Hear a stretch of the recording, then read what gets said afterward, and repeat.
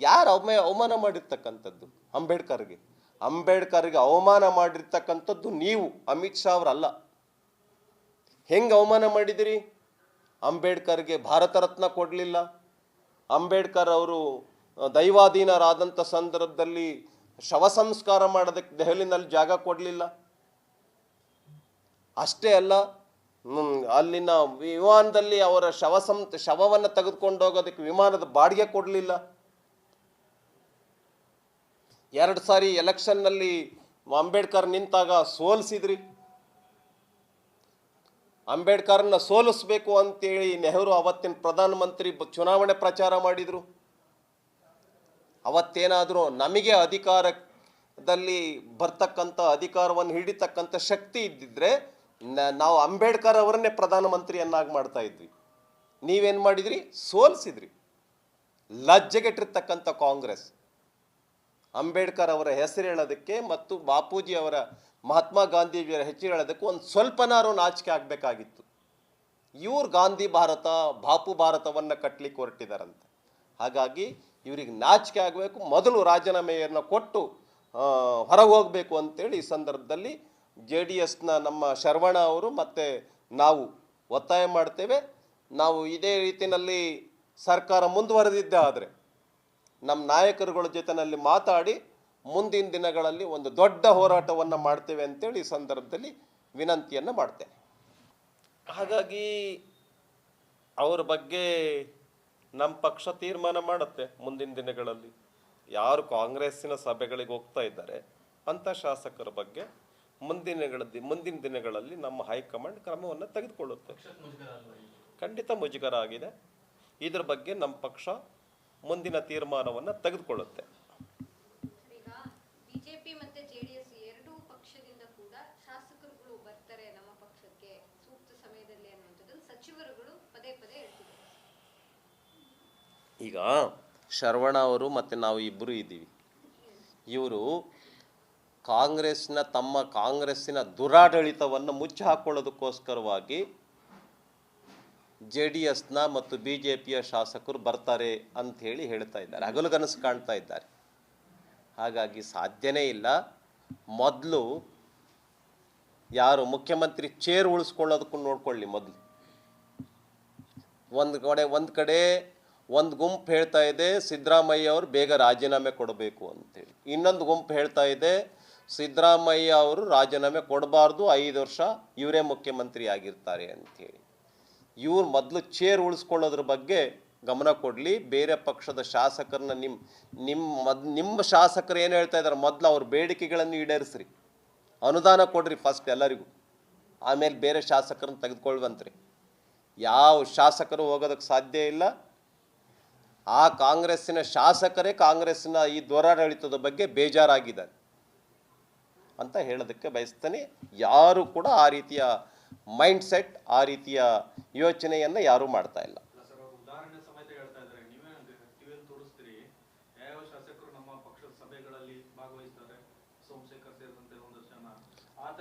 ಅದು ಯಾವಾಗ ಕಾಂಗ್ರೆಸ್ ಸರ್ಕಾರ ಫಾರ್ಮ್ ಆಯ್ತು ಅವತ್ತಿನಿಂದನೇ ಅವ್ರು ಅಲ್ಲಿ ಹೋಗಿದ್ದಾರೆ. ಅವ್ರನ್ನ ಬಿಟ್ಟು ಬೇರೆ ಹೆಸರು ಹೇಳಿ ನೋಡೋಣ, ಬೇರೆಯವ್ರ ಹೆಸರು ಹೇಳಿ. ನಿಮ್ಮ ಸರ್ಕಾರದ ಬಗ್ಗೆನೇ ಟೀಕೆ ಮಾಡ್ತಿದ್ದಾರಲ್ಲ ಶಾಸಕರು, ಅದಕ್ಕೇನು ಹೇಳ್ತಾರೆ ಇವರು?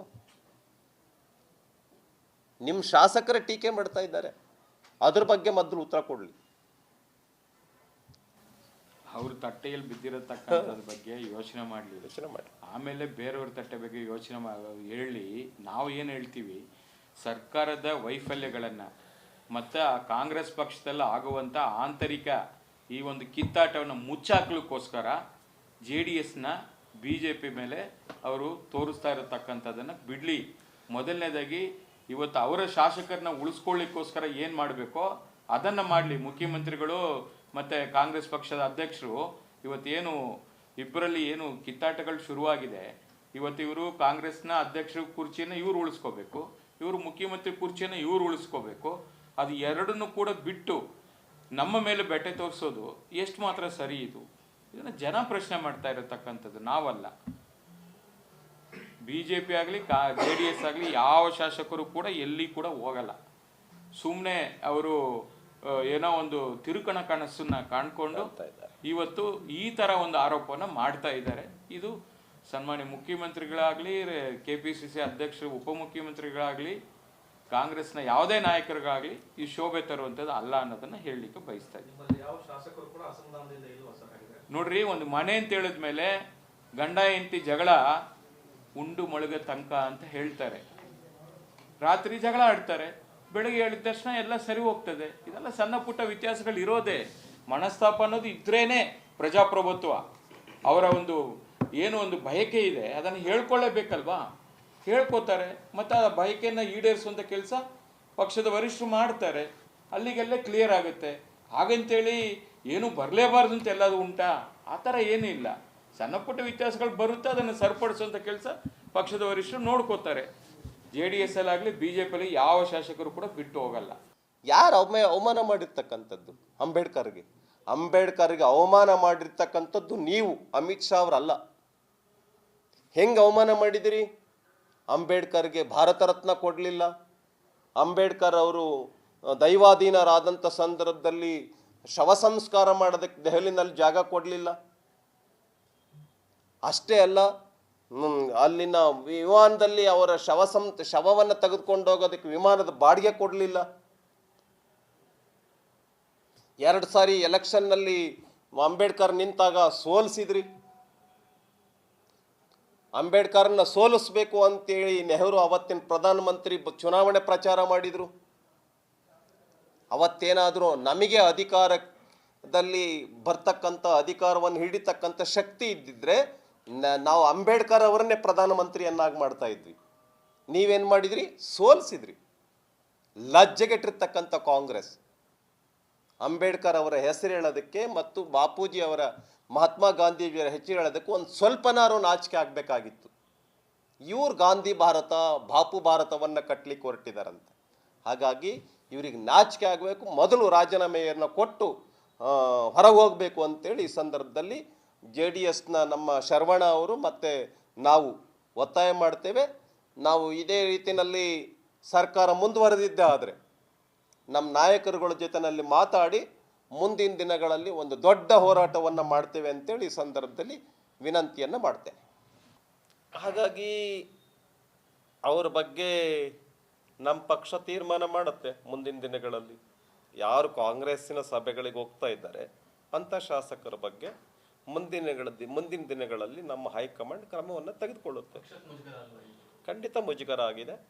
ಇದ್ರ ಬಗ್ಗೆ ನಮ್ಮ ಪಕ್ಷ ಮುಂದಿನ ತೀರ್ಮಾನವನ್ನು ತೆಗೆದುಕೊಳ್ಳುತ್ತೆ. ಈಗ BJP ಮತ್ತೆ JDS ಎರಡೂ ಪಕ್ಷದಿಂದ ಕೂಡ ಶಾಸಕರುಗಳು ಬರ್ತಾರೆ ನಮ್ಮ ಪಕ್ಷಕ್ಕೆ ಸೂಕ್ತ ಸಮಯದಲ್ಲಿ ಅನ್ನುವಂಥದ್ದನ್ನು ಸಚಿವರುಗಳು ಪದೇ ಪದೇ ಹೇಳ್ತಿದ್ದಾರೆ. ಈಗ ಶರವಣ ಅವರು ಮತ್ತು ನಾವು ಇಬ್ಬರು ಇದ್ದೀವಿ.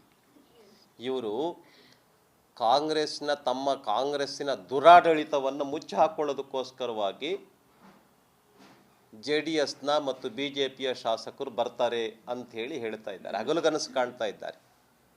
ಹಾಗಾಗಿ ಸಾಧ್ಯನೇ ಇಲ್ಲ. ಮೊದಲು ಯಾರು ಮುಖ್ಯಮಂತ್ರಿ ಚೇರ್ ಉಳಿಸ್ಕೊಳ್ಳೋದಕ್ಕೂ ನೋಡ್ಕೊಳ್ಳಿ. ಮೊದಲು ಒಂದು ಕಡೆ ಒಂದು ಗುಂಪು ಹೇಳ್ತಾ ಇದೆ ಸಿದ್ದರಾಮಯ್ಯ ಅವರು ಬೇಗ ರಾಜೀನಾಮೆ ಕೊಡಬೇಕು ಅಂತೇಳಿ, ಇನ್ನೊಂದು ಗುಂಪು ಹೇಳ್ತಾ ಇದೆ ಸಿದ್ದರಾಮಯ್ಯ ಅವರು ರಾಜೀನಾಮೆ ಕೊಡಬಾರ್ದು, 5 ವರ್ಷ ಇವರೇ ಮುಖ್ಯಮಂತ್ರಿ ಆಗಿರ್ತಾರೆ ಅಂಥೇಳಿ.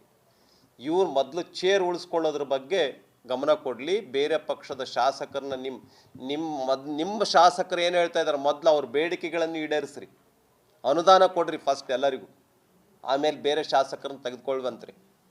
ಯಾವ ಶಾಸಕರು ಹೋಗೋದಕ್ಕೆ ಸಾಧ್ಯ ಇಲ್ಲ. ಆ ಕಾಂಗ್ರೆಸ್ಸಿನ ಶಾಸಕರೇ ಕಾಂಗ್ರೆಸ್ಸಿನ ಈ ದುರಾಡಳಿತದ ಬಗ್ಗೆ ಬೇಜಾರಾಗಿದ್ದಾರೆ ಅಂತ ಹೇಳೋದಕ್ಕೆ ಬಯಸ್ತೇನೆ.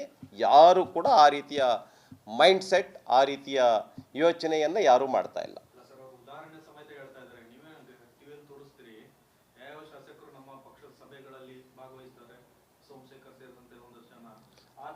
ಅದು ಯಾವಾಗ ಕಾಂಗ್ರೆಸ್ ಸರ್ಕಾರ ಫಾರ್ಮ್ ಆಯ್ತು ಅವತ್ತಿನಿಂದನೇ ಅವ್ರು ಅಲ್ಲಿ ಹೋಗಿದ್ದಾರೆ. ಅವ್ರನ್ನ ಬಿಟ್ಟು ಬೇರೆ ಹೆಸರು ಹೇಳಿ ನೋಡೋಣ, ಬೇರೆಯವ್ರ ಹೆಸರು ಹೇಳಿ. ನಿಮ್ಮ ಸರ್ಕಾರದ ಬಗ್ಗೆನೇ ಟೀಕೆ ಮಾಡ್ತಿದ್ದಾರಲ್ಲ ಶಾಸಕರು, ಅದಕ್ಕೇನು ಹೇಳ್ತಾರೆ ಇವರು? ನಿಮ್ಮ ಶಾಸಕರೇ ಟೀಕೆ ಮಾಡ್ತಾ ಇದ್ದಾರೆ, ಅದ್ರ ಬಗ್ಗೆ ಮೊದಲು ಉತ್ತರ ಕೊಡಲಿ. ಅವ್ರ ತಟ್ಟೆಯಲ್ಲಿ ಬಿದ್ದಿರತಕ್ಕಂಥದ್ರ ಬಗ್ಗೆ ಯೋಚನೆ ಮಾಡಲಿ, ಆಮೇಲೆ ಬೇರೆಯವ್ರ ತಟ್ಟೆ ಬಗ್ಗೆ ಹೇಳಿ ನಾವು ಏನು ಹೇಳ್ತೀವಿ, ಸರ್ಕಾರದ ವೈಫಲ್ಯಗಳನ್ನು ಮತ್ತು ಆ ಕಾಂಗ್ರೆಸ್ ಪಕ್ಷದಲ್ಲಿ ಆಗುವಂಥ ಆಂತರಿಕ ಈ ಒಂದು ಕಿತ್ತಾಟವನ್ನು ಮುಚ್ಚಾಕ್ಲಿಕ್ಕೋಸ್ಕರ JDSನ BJP ಮೇಲೆ ಅವರು ತೋರಿಸ್ತಾ ಇರತಕ್ಕಂಥದ್ದನ್ನು ಬಿಡಲಿ. ಮೊದಲನೇದಾಗಿ ಇವತ್ತು ಅವರ ಶಾಸಕರನ್ನ ಉಳಿಸ್ಕೊಳ್ಳಿಕ್ಕೋಸ್ಕರ ಏನು ಮಾಡಬೇಕೋ ಅದನ್ನು ಮಾಡಲಿ. ಮುಖ್ಯಮಂತ್ರಿಗಳು ಮತ್ತು ಕಾಂಗ್ರೆಸ್ ಪಕ್ಷದ ಅಧ್ಯಕ್ಷರು ಇವತ್ತೇನು ಇಬ್ಬರಲ್ಲಿ ಏನು ಕಿತ್ತಾಟಗಳು ಶುರುವಾಗಿದೆ, ಇವತ್ತು ಇವರು ಕಾಂಗ್ರೆಸ್ನ ಅಧ್ಯಕ್ಷರ ಕುರ್ಚಿಯನ್ನು ಇವ್ರು ಉಳಿಸ್ಕೋಬೇಕು, ಇವರು ಮುಖ್ಯಮಂತ್ರಿ ಕುರ್ಚಿಯನ್ನು ಇವ್ರು ಉಳಿಸ್ಕೋಬೇಕು. ಅದು ಎರಡನ್ನೂ ಕೂಡ ಬಿಟ್ಟು ನಮ್ಮ ಮೇಲೆ ಬೆಟ್ಟೆ ತೋರಿಸೋದು ಎಷ್ಟು ಮಾತ್ರ ಸರಿ? ಇದನ್ನು ಜನ ಪ್ರಶ್ನೆ ಮಾಡ್ತಾ ಇರತಕ್ಕಂಥದ್ದು, ನಾವಲ್ಲ. BJP ಆಗಲಿ JDS ಆಗಲಿ ಯಾವ ಶಾಸಕರು ಕೂಡ ಎಲ್ಲಿ ಕೂಡ ಹೋಗಲ್ಲ. ಸುಮ್ಮನೆ ಅವರು ಏನೋ ಒಂದು ತಿರುಕಣ ಕನಸನ್ನ ಕಾಣ್ಕೊಂಡು ಇವತ್ತು ಈ ಥರ ಒಂದು ಆರೋಪವನ್ನು ಮಾಡ್ತಾ ಇದ್ದಾರೆ. ಇದು ಸನ್ಮಾನ್ಯ ಮುಖ್ಯಮಂತ್ರಿಗಳಾಗಲಿ, KPCC ಅಧ್ಯಕ್ಷರು, ಉಪಮುಖ್ಯಮಂತ್ರಿಗಳಾಗಲಿ, ಕಾಂಗ್ರೆಸ್ನ ಯಾವುದೇ ನಾಯಕರಿಗಾಗಲಿ ಈ ಶೋಭೆ ತರುವಂಥದ್ದು ಅಲ್ಲ ಅನ್ನೋದನ್ನ ಹೇಳಲಿಕ್ಕೆ ಬಯಸ್ತಾ ಇದ್ದೀನಿ. ನೋಡ್ರಿ, ಒಂದು ಮನೆ ಅಂತ ಹೇಳಿದ್ಮೇಲೆ ಗಂಡ ಹೆಂಡತಿ ಜಗಳ ಉಂಡು ಮೊಳಗ ತನಕ ಅಂತ ಹೇಳ್ತಾರೆ.